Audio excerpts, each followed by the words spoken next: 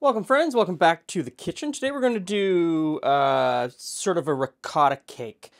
Ricotta cheesecake, an amaretto flavored ricotta cheesecake. So I've got some raisins in this bowl and you're going to see me do something that I don't often do, which is soak my raisins. So I've got some Disaronno here. And Disaronno is an amaretto. It presents as almond, although there's no almonds in it. It's actually, I think it's actually apricot pits, which are the flavoring, but there are so many of those drupes. Almonds are a drupe. There are so many drupes, they share the same flavor, or they present the same flavor.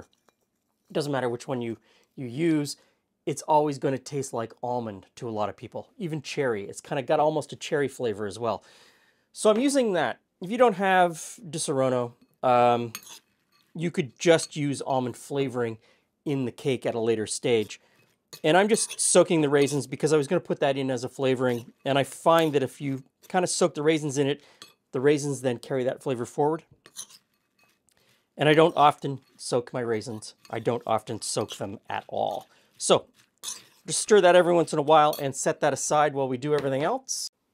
And next we'll make the base. So I have almond biscottis here, and we're going to grind those up. They could be amaretti cookies just as easily. And since we're already talking substitutions, if you don't have almond biscotti or amaretti cookies, it could be graham crackers. And then when you put in the butter, as I'm going to do right now, you could just as easily throw in a little bit of almond flavoring to sort of tie that base flavor together. I really like the almond flavor in the crust. So a little bit of almond flavoring. So graham crackers with a little bit of almond flavoring. That would pull the whole thing together nicely. Now I've got a springform pan and a piece of parchment paper in the bottom. And in goes our base.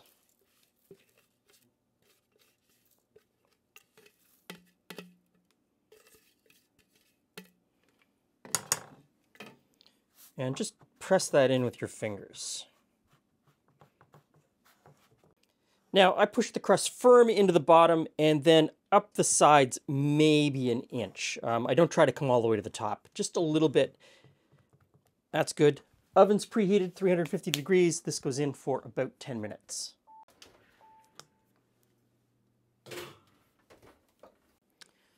And I think I'll pop these in the microwave for 30 seconds just to help them along. Okay, those plumped up nicely. Now, for all of the, I don't want to bake with alcohol, you can't feed that to children people, there's actually less alcohol there than if I had used almond extract or vanilla extract for that matter. Both of those are 40% alcohol by volume. That's 12% alcohol by volume, so much less alcohol than if we did the other way around. Now, the filling. The base is baking. It's got maybe another 3 or 4 minutes. I'm going to start out with some ricotta, 1 tub, 500 grams, pound of ricotta. And so I'm going to put that into this mixing jug.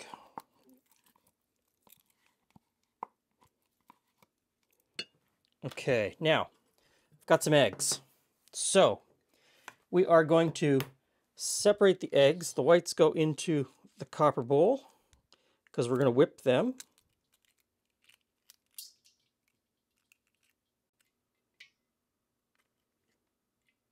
Whites in the copper bowl and yolks with the ricotta.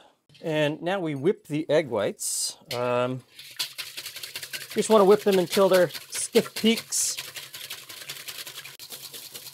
And as you're whipping the egg whites, take a little bit of sugar from the entire recipe and whip that into the whites as well.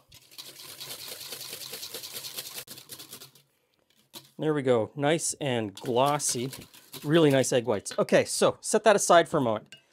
Ricotta, egg yolks, sugar, a little bit of flour, salt and baking powder. And we give that a really good mix.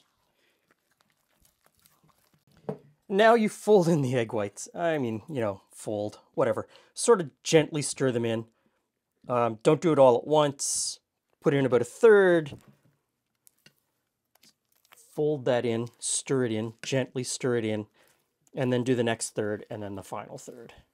And if your egg whites are nice and silky smooth like mine are, this is a very simple process. If you've whipped your egg whites to the point where they're dry and separating, it becomes a lot harder.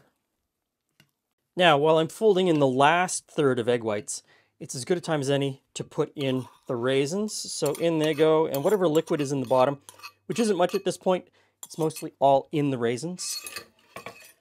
So we'll fold that in. This batter is just beautiful, so light and airy. Okay, it's all folded together, so into the base it goes. There we go, it's all in. Wonderful. So, a couple of taps on the counter. Get out any big air bubbles. Oven is still heated to 350 degrees. I'm going to put this in there for about an hour. And when I say about an hour, I really do mean about an hour. Your oven will be different, and it may be 45 minutes. It may be an hour and 15 minutes. Keep an eye on it. So this next bit, completely, totally unnecessary, but it's kind of fun. So I've got some turbinado sugar. This could be any sugar. I just chose this because it was at the front of the cupboard.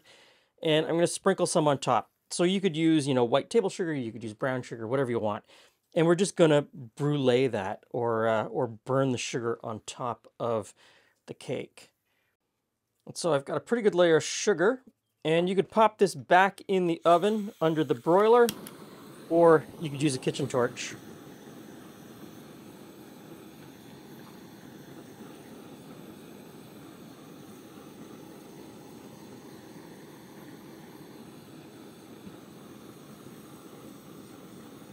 Of course, be careful. Don't burn yourself. Don't burn your pan. Don't overly burn the sugar on top. You just kind of want to get a little bit of burnt caramelization. That's good. Now, into the fridge 3-4 hours at least before you start to serve it.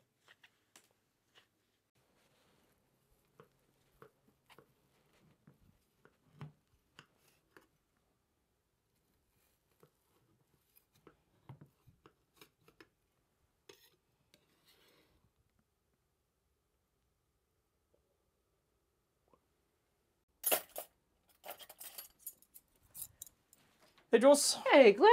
So, Hey, friends. Oh, that's pretty. It is, That's a very pretty cake. it is pretty. Did you get the torch out for I that? got the torch out for that. So, let's not talk about it. Let's just have some. Okay. I can't wait. Are those raisins? Mm-hmm. Oh, I lost all my sugar. It fell over.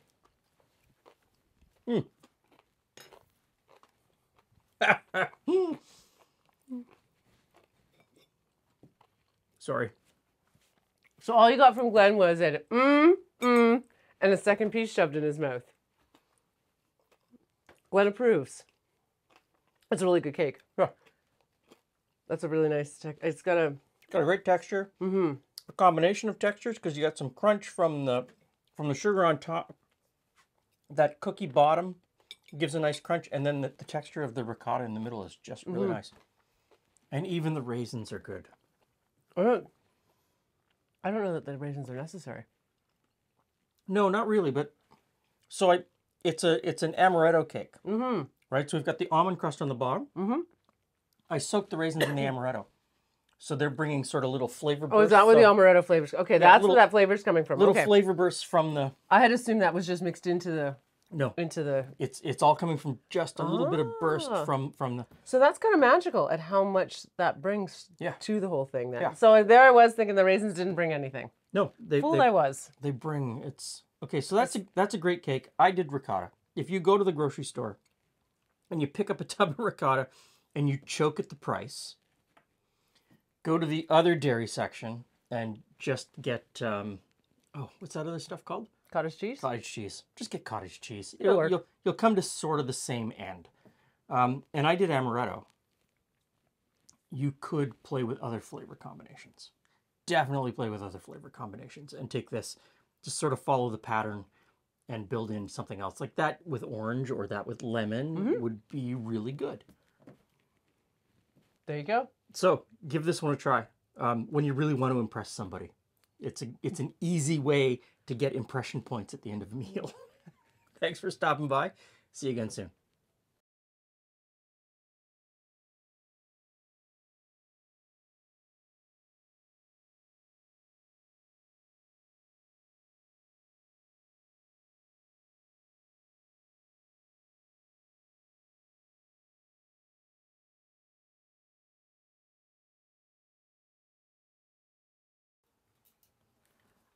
I bet that would freeze pretty well. Yeah, I think it would. I think you could probably take that and cut it into manageable emergency sizes. So we always need emergency sizes. There's always emergency cake. We could have a big debate on what's an emergency size piece of cake. Well, probably cut what's left into like 4 pieces. I think that would be emergency size. Stick it in the freezer, and it's something that you can just leave on the counter probably for 3 or 4 hours, and it would. All right, let's do it. Because Let's try it. you can do cheesecake. I mean, so why couldn't you do that?